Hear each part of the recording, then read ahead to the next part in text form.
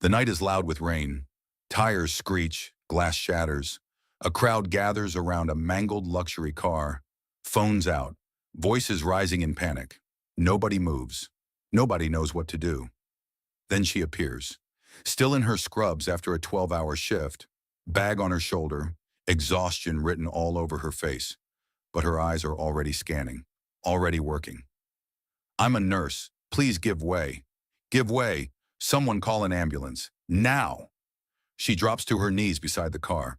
A man, Kim Jae-Won, is slumped against the seat, blood on his temple, breathing shallow. In the back seat, a little girl, Soo-Ah, unconscious, her leg at a bad angle.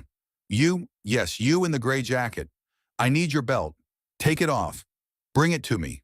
Now. Don't think. Just move. Miss, please help me lift the little girl's leg. Gently. Support it from underneath.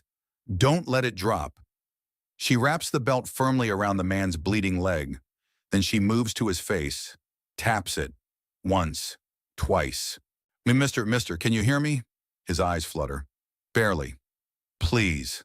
I need you to stay with me. An ambulance will be with us shortly. I know you're tired. I know it's heavy, but you have a little girl in that back seat who needs her father.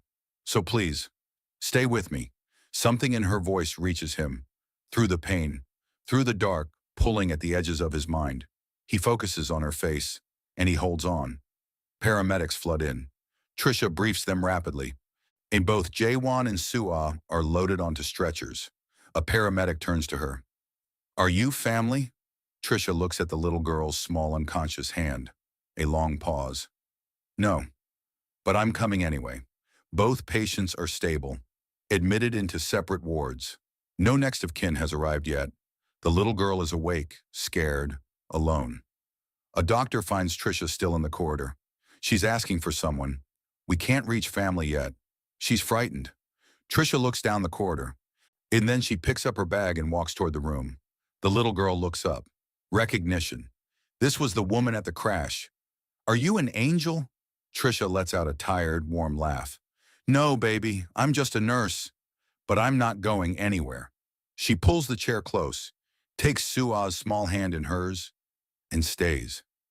If you would stay for a complete stranger the way Trisha did, smash that like button right now. Let's see how many of us still have this in us. Trisha is asleep in the bedside chair, head tilted awkwardly, jacket draped over her like a blanket. The room is quiet. Then a voice, soft, polished, warm. "Nurse Trisha, Nurse Trisha." Trisha's eyes open slowly. Standing in the doorway is a woman, immaculate, even fresh off a flight. Pearls at her neck, relief written all over her face. "Hi, Nurse Trisha. I heard about everything you did yesterday. I am so deeply grateful. I am here for Soo-Ah. I just flew into the country and came as soon as I landed. Please, go home. Get some rest. Our family is so grateful." Trisha is barely awake, hair disheveled, pillow crease on her cheek, but her mouth moves before her brain catches up. "Oh, it's not a problem at all. I'm just glad I could help." She picks up her jacket, gives Soo-Ah a sleepy wave goodbye, and slips out. She makes it home, drops her bag, fills the kettle, pulls out the coffee tin, and then her phone rings. "Hey, babe, how did it go? I tried calling you." "Okay, so, you are not going to believe this night I had." And she talks, laughs at parts, shakes her head at others. The kettle boils and is ignored. Mid-laugh, her phone buzzes. Unknown number, one message. "You asked that I stay with you, and I finally did. Thank you for saving our lives." Oh my God. "Babe, you there?" "Sorry. Yes. I'll call you back. Love you." She stares at the message. How did he get her number? Then it clicks. A colleague. And had to be. She shakes her head slowly and smiles. Just a small one. The kind you try to suppress but can't quite manage. She opens her laptop, types his name, Kim Jae-Won. Results flood the screen. Magazine covers, boardrooms, power. And then, the woman from this morning moves in her memory. The pearls, the way she said our family, the way she walked into that room like she owned every space she had ever entered. Trisha closes the laptop. Slowly, deliberately. Shut. Nope. She finally lies down, closes her eyes, opens them, reaches for her phone, stares at the ceiling for a moment, and types, "It was my pleasure. I do hope you and your little girl are safe." She sets the phone face down on her chest, waits, watches the ceiling. The phone does not buzz. Her eyelids get heavy, and she's out. A knock at the door. Trisha shuffles over in her duvet, hair wrapped, eyes half open. She swings it open. A delivery man stands there holding the most extravagant bouquet she has ever seen in her life. Deep red roses, white lilies, eucalyptus, no card, Daiji. She sets them on the coffee table, steps back, leans in and buries her nose deep into the roses. Inhales. Her whole face softens. She pulls out her phone, angles it perfectly, and sends a picture to Daiji. "Hey, babe. Thank you for the flowers. I love them. You're the sweetest person alive." Her phone rings almost immediately. "Hey, babe. You slept okay? How are you, Deji? The flowers are gorgeous. Like, where did you even find them? They smell incredible, and I needed this today. I really did. The flow, oh, babe, you always know exactly what to do. I swear you are the best. I'm glad you love them. I love you. Okay, I need to get ready for my shift. Love you too." He hangs up, stares at his phone, opens his search bar, types Kim Jae-Won. His jaw tightens. He puts the phone face down on the seat. Trisha moves through the ward with her usual rhythm. Charts, observations, medication rounds. She passes the corridor leading to the VIP wing, pauses, then walks to the nurse's station. The patient from yesterday, the accident, Bay 4 VIP, has he been discharged? Early this morning, his people came with 3 cars and a whole private medical team. Good, and she means it. She does, mostly. Blood draws. A child calmed during an injection. When an elderly man who calls her young lady and makes her laugh. A rushed lunch standing up. By 6 p.m., she is winding down. "Trisha, charge nurse wants you. I'm literally 5 minutes from the end of my shift," she said now. "I need you to take the new VIP admit. Just came in through private emergency." His team requested a nurse already familiar with his history. His history? I've only ever had one VIP. The charge nurse slides a tablet across the desk. Trisha looks down. The name on the admission form. Kim Jae-Won. Blood clot. Caught early. He asked for you by name, Trisha. Silence. Trisha sets the tablet down carefully.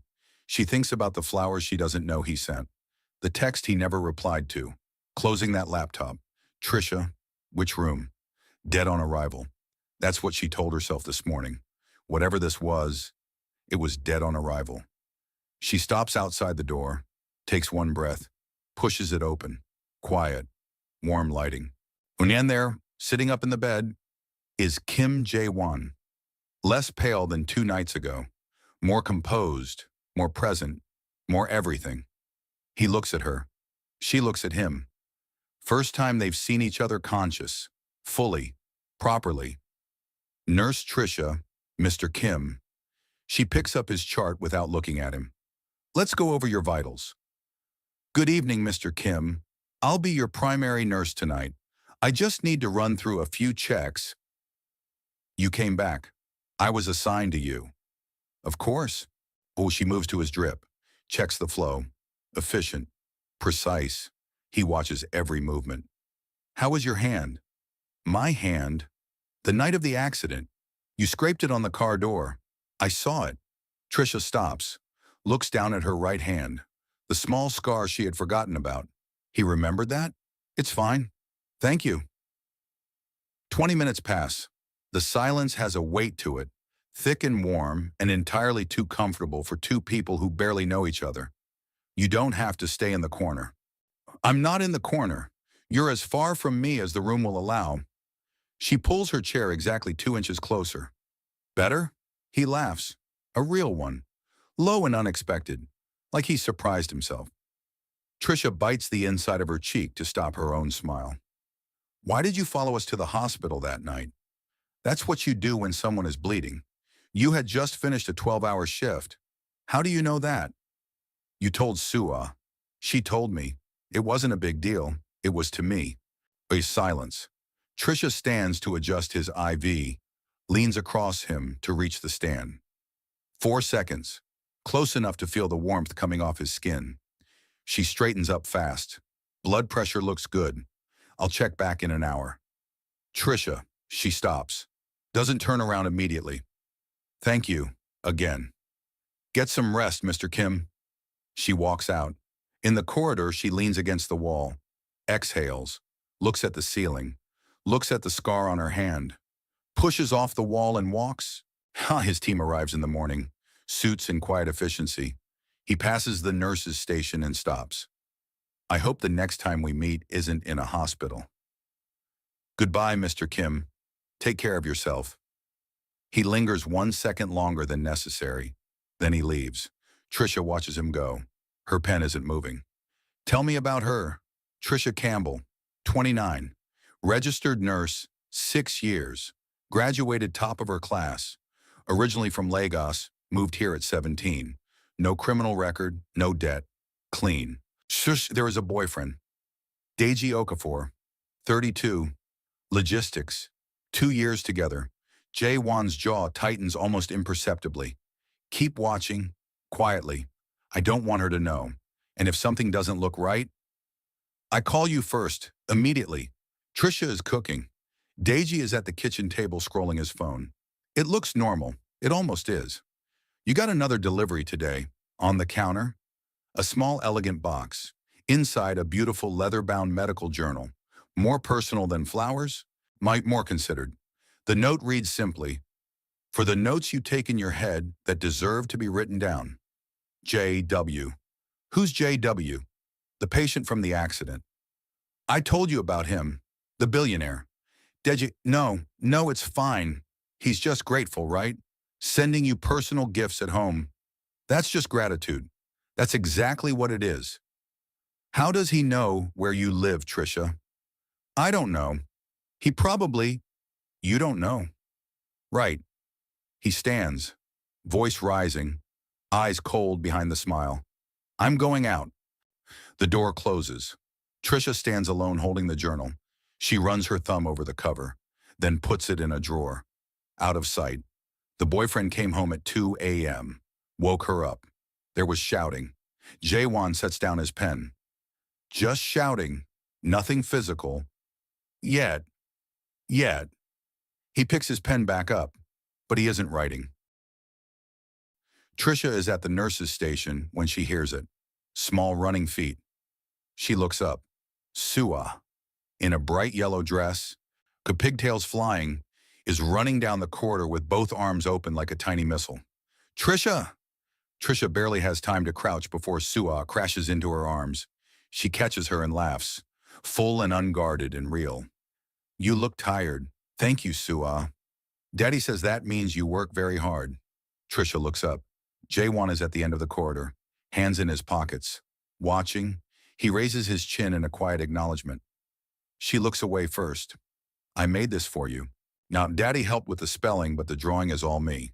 Trisha unfolds it carefully. A crayon drawing. 2 figures, one tall with curly hair, one small with pigtails.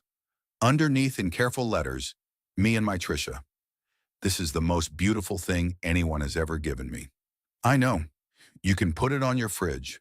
Soo-Ah is taken for hot chocolate. Jae-Won and Trisha stand in the corridor alone for the first time since his discharge. She talks about you every day. She's incredible. She doesn't warm up to people easily. Since her mother... He stops himself. Trisha waits. Doesn't push. She doesn't warm up to people easily. So when she does, he looks at Trisha. The corridor is suddenly very small. I should get back to my rounds, of course. She walks away. He doesn't move for a long moment. Trisha is on the couch with a book when she hears the key in the lock. The stumble, the door hitting the wall. Deji. She sits up slowly. Where were you today? Work. Deji, you're drunk. I drove past the hospital at lunch. Saw you in the corridor. With him. He came to visit with his daughter. His daughter, right. Always the daughter. Always some excuse. There is nothing happening. He is grateful. That is all this is. Don't. He crosses the room fast, grabs her wrist. Trisha freezes. The room goes silent. Deji looks down at his own hand. Shame flickers across his face. He lets go. I know you want him. You need to sleep this off. She picks up her phone and walks to the bedroom, locks the door, sits on the edge of the bed, stares at her wrist. His phone buzzes. A message from Park. It got physical tonight, sir. He grabbed her wrist. She locked herself in the bedroom. She seems okay, but Jae-Won reads it again, sets the phone down, picks it up, sets it down. He doesn't sleep. It has been building, little things. He checks her phone, times how long she takes to get home. I'm sorry has become her most used word in a house that used to feel safe. Tonight something breaks. We don't see all of it. We hear raised voices, something falling, then silence. Then the front door opens. Trisha walks out into the night air. No jacket, just her phone pressed against her chest. She sits on the wall outside the building. The street is quiet. She looks at her phone, scrolls to a name. Her thumb hovers. Then she locks the screen, puts it face down beside her, wraps her arms around herself. Boss, this isn't looking good. He came home and it escalated. She's outside now, sitting on the street wall alone. Permission to intervene? No, give me the location. I'm driving over.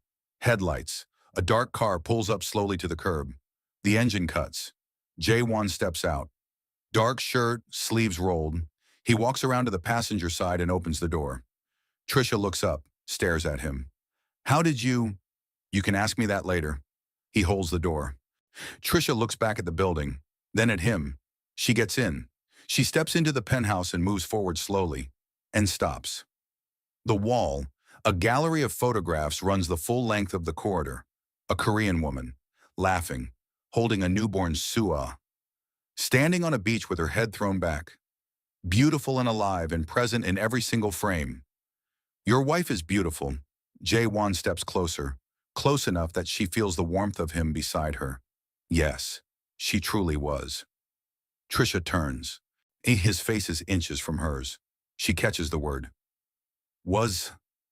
Daddy, I can't sleep. Jae-Won turns. The moment dissolves. Shh. I'm sorry, baby. Let's go try again.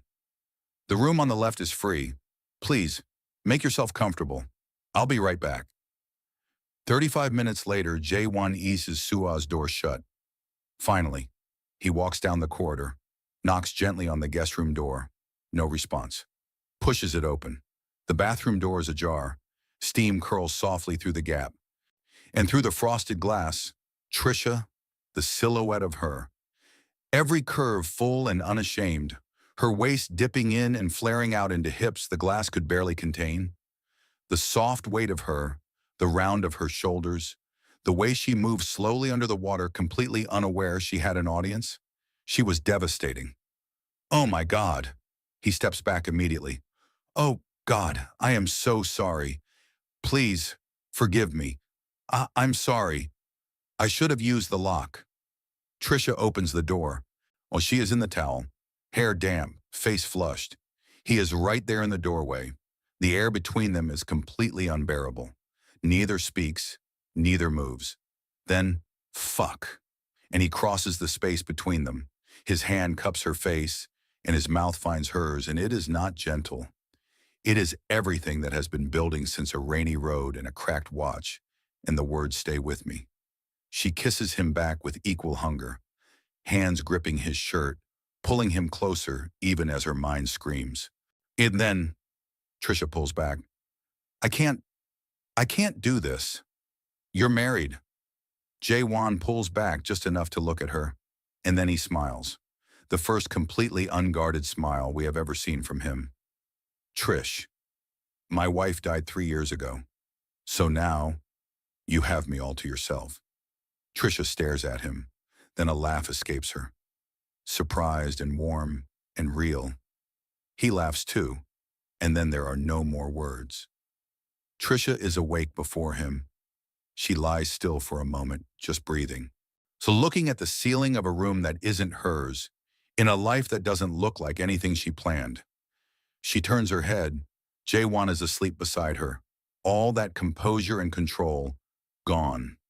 He just looks like a man. She watches him for a long moment. Then she sits up. Small bare feet on marble. She turns. Soo-Ah stands in the kitchen doorway, in her pajamas, hair wild, holding a stuffed bear. A very long 3 seconds. Can you make me eggs? Yes, baby, I can make you eggs. Jae-Won finds them like this. Soo-Ah on the counter talking non-stop. Trisha at the stove laughing. The smell of eggs and coffee filling the kitchen. He stands in the doorway. Doesn't announce himself. Just looks. The way a man looks at something he is terrified of losing before he has even fully held it. Daddy! Trisha makes better eggs than Chef Antoine. Don't tell Chef Antoine that. Later. Trisha is getting ready to leave. Jae-Won walks her to the lift. I need to sort things out. In with Daeji. I know. This, whatever this is, Trisha. I'm not in a hurry. Sort it out. I'm not going anywhere. The lift opens. She steps in, turns around. He is leaning against the wall watching her. You watched me from a distance for weeks, didn't you? It isn't really a question. Jae-Won says nothing, but the corner of his mouth moves. The doors close. Daeji is sober, sitting at the kitchen table like he's been waiting. Trisha puts her bag down, looks at him. We need to talk. He looks at her face, really looks, and he already knows. Where were you last night? Daeji. Where were you? I'm ending this. What you did, what you've been doing. I can't. It's him, isn't it? The Korean. You slept with him. This is not about him. This is about you putting your hands on me. Don't lie to me, Trisha. We're done, Daeji. I need you to leave. Silence. Daeji picks up his keys, walks to the door, stops. This isn't over. He leaves. Trisha stands in the middle of her kitchen, then picks up her phone and sends one message. It's done. Jae-Won reads it at his desk, sets the phone down, exhales slowly, picks up his pen. For the first time in weeks, he can concentrate. 3 weeks later and things are good. Too good. Trisha and Jae-Won are not loud about what they are. No announcements, just a new rhythm. She comes over. Soo-Ah saves her a seat at the dinner table like it was always hers. He drives her to work sometimes. She pretends she doesn't love it. But Daeji is watching, and Yuna is watching too, differently. Yuna watches Trisha with Soo-Ah, how she listens to the child, really listens. Yuna engineers a quiet test, telling Jae-Won's assistant to mention he lost a major deal, waiting to see if Trisha brings it up. Trisha says nothing, shows up that evening with food. Yuna watches Trisha at a dinner surrounded by Jae-Won's wealthy circle. Quiet remarks designed to make her feel small. Trisha is warm, unbothered, completely herself. Yuna sits alone afterward, picks up her phone, looks at a photo of her best friend, Soo-Ah's mother, and whispers, "She's good, May. She's really good." She puts the photo down, and she lets go. Sir, Daeji Okafor is at the front gate. He's demanding to be let in. He's been drinking. Jae-Won's face goes stone cold. Keep Trisha inside. Don't let Soo-Ah anywhere near the entrance. I'm coming down. Daeji is outside, unraveled, furious, pain wearing the mask of rage. You took her from me. Everything I had. You just lower your voice. Don't tell me what to do. He swings. Park and 2 guards move in simultaneously. Jae-Won doesn't flinch, doesn't step back. You put your hands on her, twice that I know of. If you come near her again, I won't send security. I'll come myself. Do you understand me? Take him home, safely. He turns and walks back inside. Trisha is standing in the corridor. She heard some of it. He's gone. He won't be back. You knew. This whole time. You knew what he was doing to me. Yes. And you just watched? I watched until I couldn't anymore. And then I drove to you. Trisha stares at him, shakes her head slowly, but she doesn't walk away. She walks toward him and puts her head on his chest. His arms come around her. You are the most complicated man I have ever met, and yet here you are. 6 months later, it is Jae-Won's country house. Warm, flowers everywhere, the kind Soo-Ah planted herself. Trisha is on the back steps in a sundress, bare feet in the grass, laughing at something Soo-Ah just said. Soo-Ah is chasing a butterfly with the commitment of someone whose entire career depends on catching it. Jae-Won stands in the doorway watching them. He reaches into his pocket, looks down at what's inside, closes it. Soo-Ah is called inside for her bath. She passes Jae-Won at the door and whispers loudly, "Daddy, now!" While she's still in a good mood. "Go, bath." "Do it, Daddy." "Soo-Ah!" She runs giggling down the hall. Jae-Won walks out to the garden. Trisha looks up at him, squinting against the golden light. What was that about? Nothing. They sit together on the step. The garden, the light, the distant sound of Soo-Ah's laughter inside. "Do you remember what you said to me on the road that night?" "I said a lot of things. You said, 'Please stay with me.'" Trisha goes still. "I've been thinking about that, about how the first thing you ever asked me to do was stay." He reaches into his pocket. Trisha sees the box. Her hand goes to her mouth. Jae-Won gets down on one knee in the grass. Unhurried. Certain. "I'm not good at big speeches. You know that. I do know that. But I know that my daughter laughs more since you. I know that I sleep at night since you. I know that this house, for the first time in 3 years, feels like a home since you. So I'm asking you the same thing back. Stay with me, Trisha." From the upstairs window, Soo-Ah's face appears. Her nose pressed against the glass, both hands clasped under her chin. She mouths, desperately, silently, "Say yes!" Trisha laughs so hard she nearly falls off the step. Then she looks back at Jae-Won, still on one knee, still waiting, still certain. Yes. Soo-Ah's scream of joy from upstairs could probably be heard 3 houses down. Jae-Won slides the ring on Trisha's finger, stands, pulls her in, and from the window above, a small hand pressed against the glass. A little girl who chose this woman first, before anyone else knew to. Soo-Ah appears from nowhere and throws herself into both of them. Jae-Won and Trisha laughing over her head. She saved 2 strangers on a rainy night, and in return, she found her whole life. Thank you for watching. If this story moved you, share it. Someone out there needs to see it.